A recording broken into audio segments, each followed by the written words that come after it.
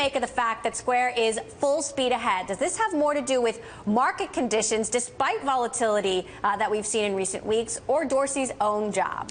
Right now, it seems to do more with market conditions. You know, sources have told us that bankers think the financials are so good that even if Dorsey does not end up in that top spot, Square would still go public. So right now, we'll be watching market volatility, which has been a hot topic these past couple of weeks.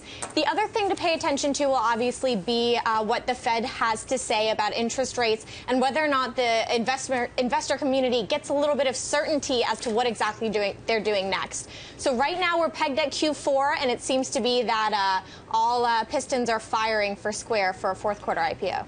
You know, it's interesting, Mike. There's been a lot of skeptics around Square, what the real numbers look like. And then you have people on the other side, sources have told me, the numbers are so much better than everybody thinks. What do you think is the real story? Is this company going to have a strong IPO?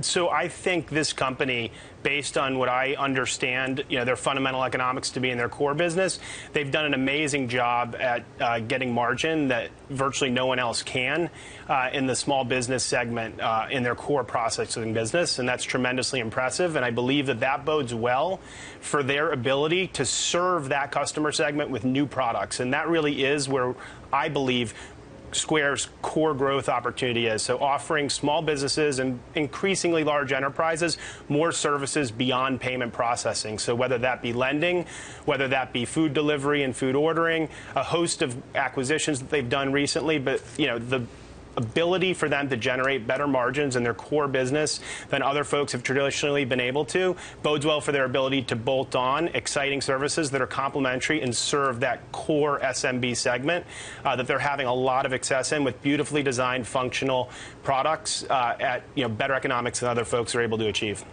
That's really interesting coming from you, Mike. You worked on Google Wallet, you worked at Venmo, you worked at PayPal. Alex, what are we seeing when it comes to other private companies and their appetite for IPOs right now? I know you broke some news about First Data planning to go public, but are other companies going full speed ahead, or are they postponing? Right now, it really seems to be everything I'm hearing is that October could be a really busy month, depending on what happens with the markets. Everyone in September is going to be watching and waiting for some of those things that we talked about. But, to your point, First Data, we broke yesterday, they're pushing for a $2.5 billion offering as early as this month, according to my colleagues and I's sources, which would be the biggest this year. So the IPO market has been a little bit slow for 2015, because that being the biggest is still pretty small for a U.S. listed company. But, these payment processors, when they're getting out there, they're also going to have to be competing with the likes of a PayPal who's running and shaking in this area as well. And to Mike's point, Square specifically has been kind of trying to work its way up the food chain and maybe find some of these higher margin, bigger customers in some of these bigger enterprises. Now, obviously we've been talking about Square, but the big question remains, well, what's going to happen to Twitter? I recently spoke with John Kelly of Vanity Fair, who reported that the board, in fact, begged Jack Dorsey to take the CEO job at Twitter, and Dorsey refused. It seems to be that he refused because of his obligations at Square. But take a listen to what John Kelly told me. What we learned was that at one point earlier this year, the board didn't just ask Dorsey to return as CEO of Twitter. They begged him, according to someone who was in the room, quite literally begged. So we're watching with bated breath to see what happens in these next couple of days as well. But we definitely can confirm that he was asked to take the job at least one point earlier this year. Mike, do you think Jack Dorsey can do both jobs? Jack Dorsey is an exceptional executive, a man of incredible work ethic.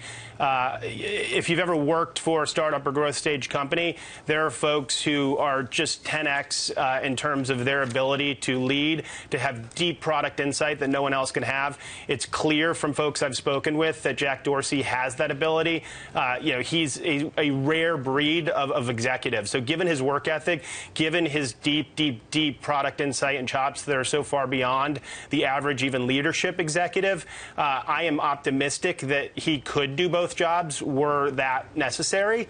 And I think that, for Square, it is Square has a really good set of other executives, Gokul and others, who could run that business. But I do believe that Jack is a product visionary, and it's important that he, continue to lead Square.